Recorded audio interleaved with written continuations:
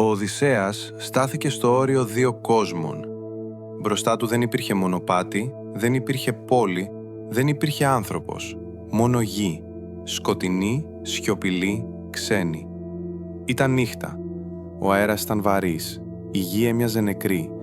Ήταν από εκείνες τις νύχτες που ακόμα και ο άνεμος διστάζει να φυσήξει. Εδώ δεν υπήρχε πόλη, δεν υπήρχε φως, μόνο σιωπή. Όχι η σιωπή πριν από τη μάχη, αλλά η σιωπή μετά το τέλος. Αυτό το μέρος λεγόταν Νέκεια, όχι σαν όνομα τόπου, αλλά σαν όνομα πράξης. Ήταν το σημείο όπου οι ζωντανοί καλούσαν τους νεκρούς. Όχι με όνειρα, όχι με προσευχές, αλλά με τελετές, με αίμα, με φόβο. Στην Οδύσσεια αυτό είναι το κατέβασμα του Οδυσσέα στον κάτω κόσμο. Η ραψοδία Λάμδα δεν είναι άλλη μια περιπέτεια, δεν είναι άλλο ένα τέρας. Είναι η στιγμή που ο ήρωας πρέπει να περάσει το όριο, να κοιτάξει τον θάνατο κατάματα, όχι σαν εχθρό, αλλά σαν πηγή γνώσης. Η Νέκεια δεν ήταν μύθος για διασκέδαση. Ήταν φόβος, ήταν ανάγκη. Στα χρόνια του Οδυσσέα, οι άνθρωποι πίστευαν πως η γνώση δεν ανήκε μόνο στους ζωντανούς. Οι νεκροί ήξεραν περισσότερα. Είχαν δει το τέλος, είχαν περάσει το όριο. Γι' αυτό και όσοι αναζητούσαν απαντήσεις που οι θεοί δεν έδιναν καθαρά, κατέβαιναν στους νεκρούς. Ο Οδυσσέας δεν πήγε εκεί από περιέργεια. Πήγε γιατί δεν είχε άλλη επιλογή. Ήταν χαμένος. Η θάλασσα τον γύριζε ξανά και ξανά. Τα νησιά άλλαζαν, οι κίνδυνοι άλλαζαν, αλλά ένα πράγμα έμενε ίδιο. Δεν έβρισκε τον δρόμο για την Ιθάκη. Οι θεοί μιλούσαν, αλλά όχι καθαρά.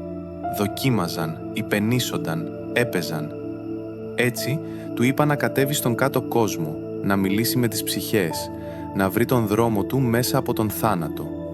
Το ταξίδι ξεκίνησε μακριά από την Ιθάκη, σε άγνωστες ακτές, σε τόπους χωρίς όνομα.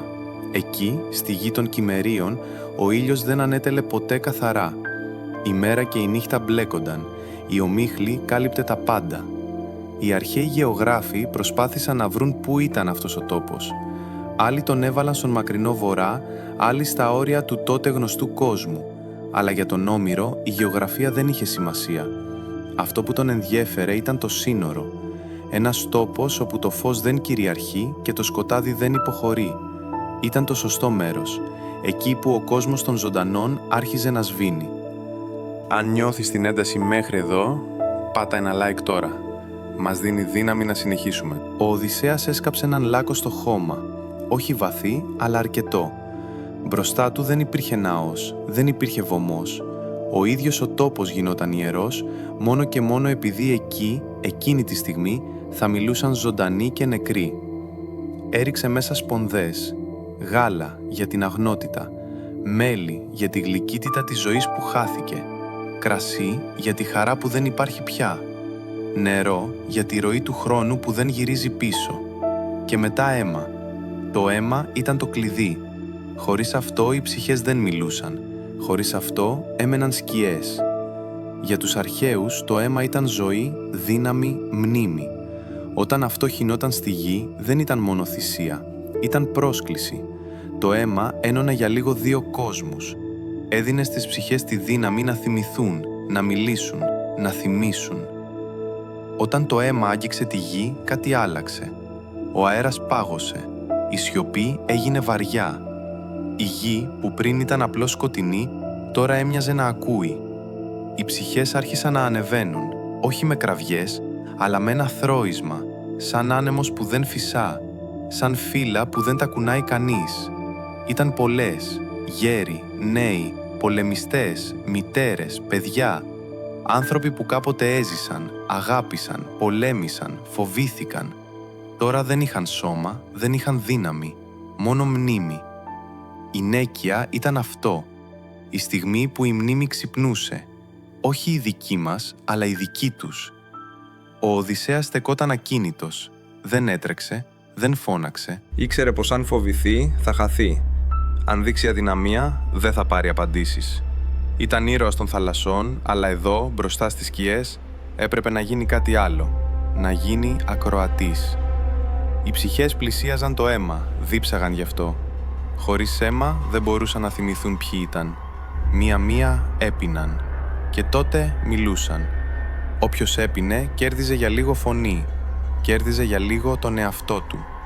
Η πρώτη ήταν ο Ελπίνορας, σύντροφός του, πεθαμένος άδικα. Είχε πέσει από τη στέγη, μεθυσμένος, χωρίς κανείς να το καταλάβει.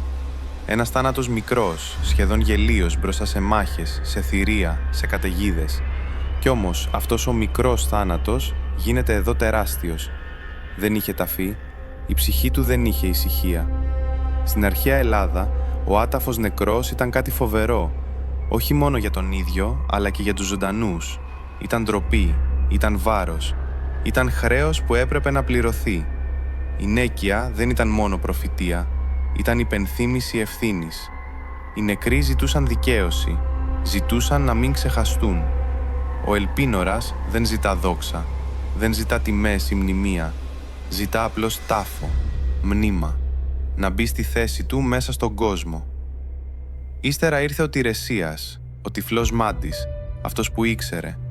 Πριν το συναντήσει ο Οδυσσέας, ο Τηρεσίας είχε ήδη μακρά ιστορία. Είχε ζήσει στη Θήβα, είχε συμβουλέψει βασιλιάδες, είχε δει θεούς να τιμωρούν και να λυπούνται. Λένε πως ακόμα και οι θεοί σέβονταν τη γνώμη του. Ήταν ο λόγος που ο Οδυσσέας κατέβηκε εκεί. Ο Τηρεσίας μίλησε καθαρά, χωρίς γρίφους, χωρίς παιχνίδια.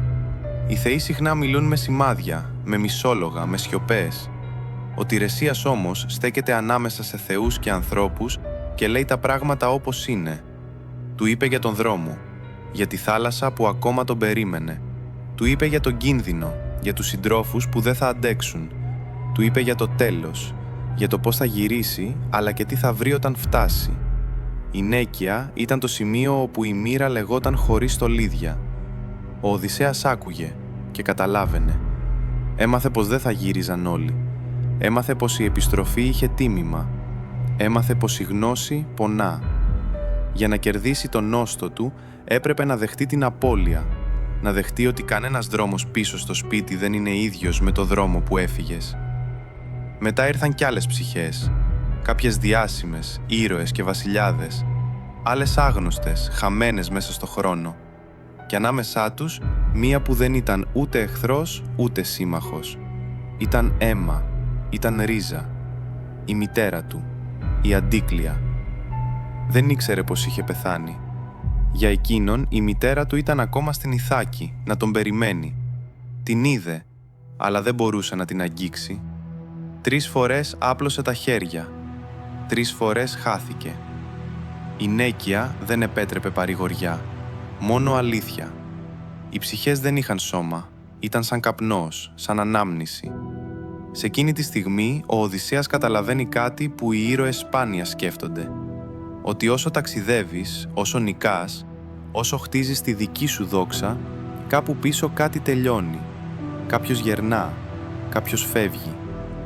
Ο Οδυσσέας έμαθε κάτι βαθύ, ότι η ζωή είναι βάρος, αλλά και δώρο. Οι νεκροί δεν ποθούσαν δόξα, ποθούσαν φως, ποθούσαν ανάσα.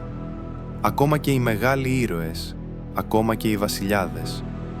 Ο Αχιλλέας, ο μεγαλύτερος πολεμιστής, λέει στον κάτω κόσμο πως θα προτιμούσε να είναι ο τελευταίος δούλος πάνω στη γη παρά βασιλιάς ανάμεσα στους νεκρούς. Η Νέκεια έσπαγε τον μύθο της αιώνιας δόξας. Έδειχνε πως ο θάνατος δεν χαρίζει μεγαλείο, χαρίζει σιωπή. Όσο περνούσε η ώρα, ο φόβος μεγάλωνε. Οι ψυχές πλήθαιναν, το σκοτάδι έκλεινε. Η φωνή τους δεν ήταν κραυγή, αλλά ένα συνεχές βουητό, σαν κύμα που δεν σταματά ποτέ. Ο Οδυσσέας κατάλαβε πως δεν έπρεπε να μείνει άλλο. Η Νέκεια δεν συγχωρούσε καθυστέρηση. Αν έμενε, θα γινόταν σκιά. Αν άκουγε κι άλλα, ίσως δεν άντεχε. Ίσως δεν επέστρεφε ποτέ ο ίδιος. Έφυγε όπως ήρθε, με σιωπή, με βάρος στην καρδιά. Δεν θριάμβευσε, δεν πανηγύρισε. Βγήκε από τον τόπο των σκιών, κουβαλώντας κάτι βαρύτερο από θησαυρούς. Βεβαιότητες για το τέλος. Η Νέκεια δεν ήταν απλώς ένα ταξίδι στον κάτω κόσμο. Ήταν μάθημα. Δίδασκε πως η γνώση έχει κόστος. Πως οι νεκροί δεν ζηλεύουν τους ζωντανούς. Τους λυπούνται.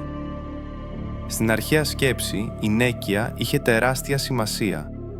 Έδειχνε πως ο άνθρωπος δεν είναι το κέντρο του κόσμου, ότι υπάρχει κάτι πέρα από τη ζωή.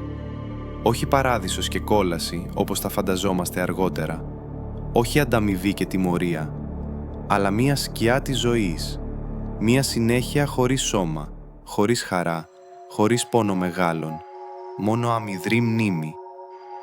Οι αρχαίοι δεν φαντάζονταν το θάνατο σαν λύτρωση. Τον έβλεπαν σαν σκιώδη αντιγραφή της ζωής, και αυτό κάνει τη ζωή πιο έντονη, πιο πολύτιμη. Η Νέκεια μας το θυμίζει αυτό. Μας λέει πως ο χρόνος τελειώνει, πως οι πράξεις μένουν, πως η μνήμη είναι το μόνο που επιβιώνει. Ο Οδυσσέας γύρισε, αλλά δεν ήταν ίδιος. Είχε δει το τέλος και γι' αυτό καταλάβαινε καλύτερα την αρχή. Είχε μιλήσει με τους νεκρούς και είχε μάθει πως η πραγματική νίκη δεν είναι να ξεγελάσεις τους θεούς, αλλά να αντέξεις τη γνώση. Η Νέκεια δεν είναι μόνο παρελθόν. Ζει σε κάθε ερώτηση για το μετά, σε κάθε φόβο για το άγνωστο, σε κάθε νύχτα που αναρωτιόμαστε τι μένει από εμάς όταν όλα τελειώσουν. Είναι η στιγμή που ο άνθρωπος κοιτά το σκοτάδι και συνεχίζει να περπατά, γιατί όσο υπάρχει δρόμος μπροστά, ο θάνατος δεν έχει νικήσει. Αν αυτό που είδες σου άφησε κάτι, μη φύγεις έτσι, κάνε like τώρα, κάνε share να το δουν κι άλλοι, άφησε σχόλιο και πες τη γνώμη σου. Εσύ κρατάς ζωντανό αυτό το κανάλι.